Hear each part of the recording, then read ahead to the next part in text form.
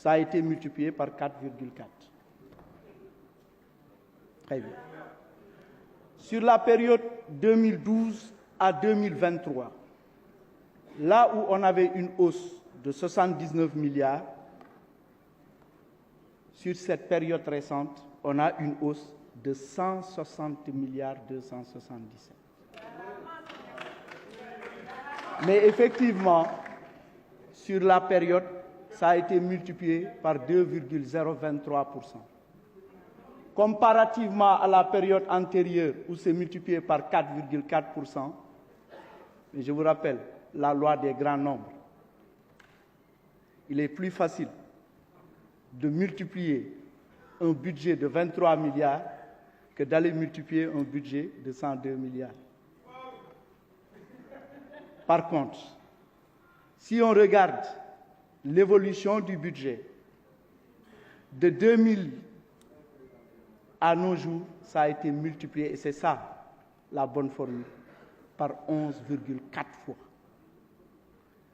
Mais doyul, parce que budget enseignement supérieur moom luñ ci munti wax effort buñ ci munti def fekk ko 23 milliards en 2000 ñëw ba indi ko léegi mu toll ci 262 milliards 591 millions góorgóorlu nañ torop waaye doyul ba léegi waaye nag jéego yi moom wóor na comme niñ ko waxee nag commission te loolu vraiment kontaan nañ ci torop ñun ñëpp dañ ñëwoon commission priorité budget bi mooy ñu achever chantier en cours yëpp yi fi nekk loolu moom lañ tuddee le programme d'achèvement de tous les chantiers en cours au titre de la gestion 2023. C'est ça la première priorité de ce budget de 262 milliards 591 millions. Après ces précisions sur le budget, je pense qu'un thème important a été le recrutement des jeunes. On a même indiqué en contrepartie effectivement des exonérations fiscales que c'était important, c'était une piste de solution. Je voudrais dire qu'on a mis en place la convention État-employeur qui permet d'insérer les jeunes à travers des stages d'apprentissage, des stages d'incubation et des stages d'adaptation et ou de requalification. C'est un programme très important, convention État-employeur, qui permet l'insertion socio-professionnelle des jeunes et qui est déroulé en relation avec le secteur privé. Quand j'exposais en commission le programme de 450 milliards de Xëyu Ndaw ñi, avec les 7 composantes, une des composantes, c'était l'emploi aidé. Et l'emploi aidé, c'est la mise en œuvre de la convention État-employeur. Et qui est doté dans ce budget, si vous votez ce budget, il est doté de 10 milliards de francs CFA. Donc c'est pertinent pour dire qu'effectivement, le recrutement des jeunes, c'est important dans le cadre de la mise en œuvre de cette convention État-employeur. Les recrutements, je pense qu'on a abordé des recrutements dans le secteur même de la santé. Je n'ai pas voulu qu'on attende même le ministère de la Santé, l'examen du budget du ministère de la Santé pour l'aborder, parce que ça a été mis en rapport avec les internes des hôpitaux. Retenons qu'entre 2018 et 2022, 7 842 médecins, chirurgiens et pharmaciens ont été recrutés et mis en solde au niveau de la solde centrale.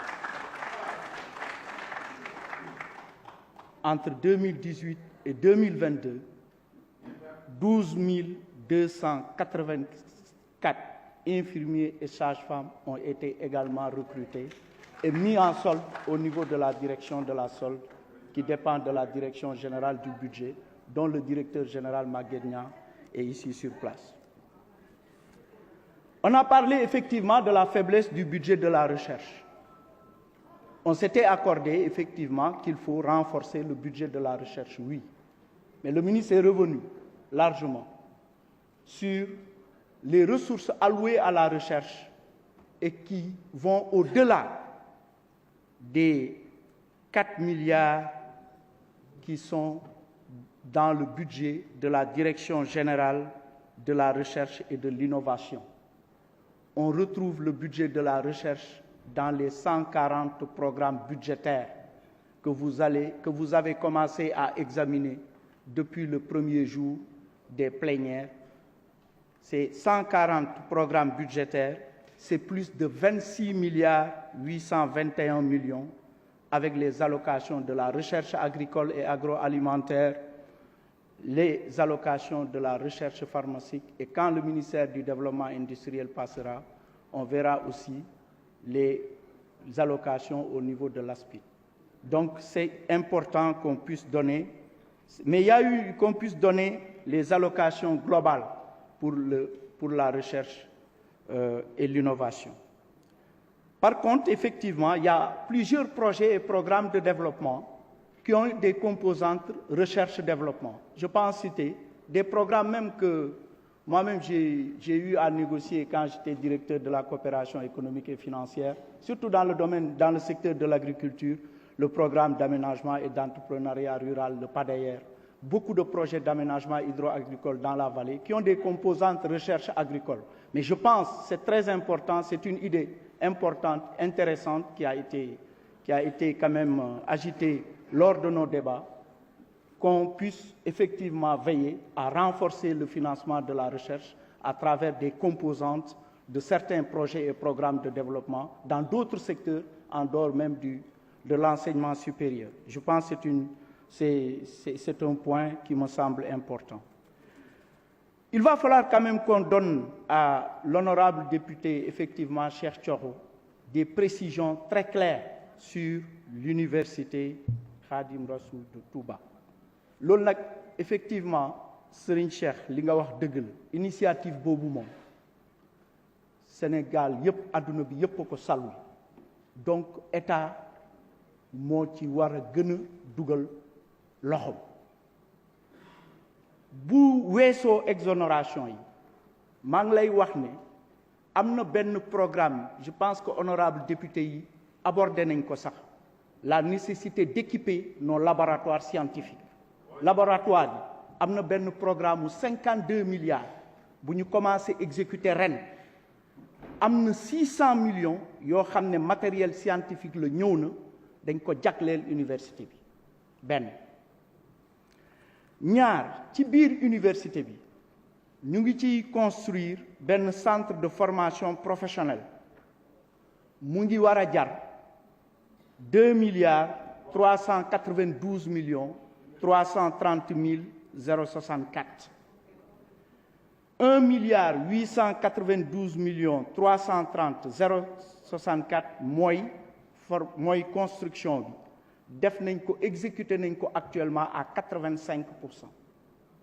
500 millions yi mooy infrastructure yi nga xam ne ci assainissement bi la jëm loolu dina commencer janvier 2023 mais ñu jàpp rek ne am na 600 millions pour matériel yuy ñëw am na aussi benn centre de formation professionnelle ci enceinte bi bu ñuy tabax léegi nag am na benn voirie boo xam ne AGEROUTE moo koy defar bu toll ci 4,6 kilomètres boo xam ne mu ngi toll ñu ngi ko xayma ci 2 milliards dinañ ko ci bool donc mun nañ wax ne ñetti pàcc yooyu mun nañ ko retenir ne état dina ko def ci biir université bi donc loolu dama ne woon dinaa la ko jottali ci li nga doon wax léegi loo xam ne lu am solo la parce que université boobu moom ñëpp a ko saluer léegi nag effectivement am na question spécifique yu ñu xaw a posé c'est comme sama collègue bi tontu na ci yenn question spécifique yi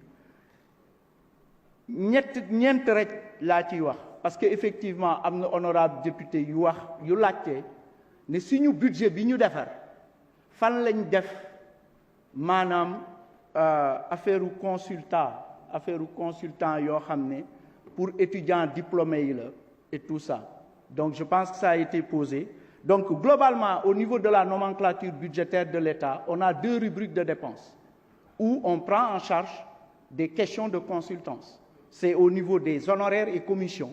Si vous regardez les budgets, il y a des lignes qui sont des lignes budgétaires, honoraires et commissions, ou bien des missions d'assistance et de conseil. C'est les 2 rubriques. On pourra maintenant vous faire un extrait du montant global prévu dans le budget de l'État en titre 5, investissement exécuté par l'État, pour ces 2 rubriques de dépenses. Donc ça, c'est effectivement une question qui a été posée. Il y a même aussi une question qui a été souvent posée, je pense par un honorable député, sur les crédits accordés au niveau du cabinet de certains ministères, qui sont des crédits plus importants que, effectivement, des services régionaux et autres. Je pense qu'on est en budget programme, c'est 140 programmes, maintenant on est beaucoup plus dans le cadre de la mesure de la performance, et c'est l'ensemble des crédits budgétaires, et à travers surtout les programmes métiers et les programmes pilotage, c'est l'ensemble des crédits budgétaires qu'on met ensemble pour pouvoir réaliser un objectif donné, et c'est dans le cadre du programme. Maintenant, on peut désagréger jusqu'à aller à la ligne, mais je pense que dans l'esprit du budget programme, c'est pourquoi on a toujours un programme pilotage et des programmes métiers. Mais ça, je pense que ça n'augure pas, ça ne veut pas dire qu'effectivement les services régionaux sont relativement délaissés par rapport effectivement à des crédits beaucoup plus importants au niveau des cabinets ministériels, dès lors qu'on est dans la démarche de budget programme.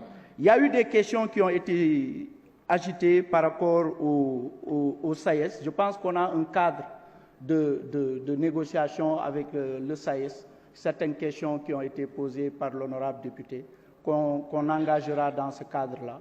Tout ce qu'on peut dire, c'est que le projet de budget 2023 respecte tous les engagements financiers souscrits par l'État dans le cadre du protocole actuellement en cours entre l'État et le syndicat des enseignants du supérieur. Stagnation des ressources de CESTI, ça a été posé effectivement par un honorable député. C'est parce que ça a stagné simplement, parce que par la suite, le CESTI a eu des ressources propres très importantes, mais néanmoins, on comprend la requête. C'est une requête qui a été enregistrée, de même que la vétusté des locaux de l'École nationale d'économie appliquée. Donc, c'est une remarque qui a été... C'est une remarque effectivement valable. Je pense que le ministère qui priorise un peu, qui fait la répartition de l'enveloppe budgétaire, nous ne manquerons pas de faire des efforts additionnels dans le cadre de l'enveloppe budgétaire de votre département, et sans doute vous prioriserez effectivement un programme de réhabilitation des locaux de l'ESEA ex-ENEA. Voilà, Monsieur le Président, les quelques compléments d'informations que j'avais voulu soumettre aux honorables députés à la suite de mon collègue de l'enseignement supérieur. Je vous remercie. Je vous remercie, Monsieur le ministre des Finances et du Budget. Chers collègues, après la discussion générale, je pense que nous pouvons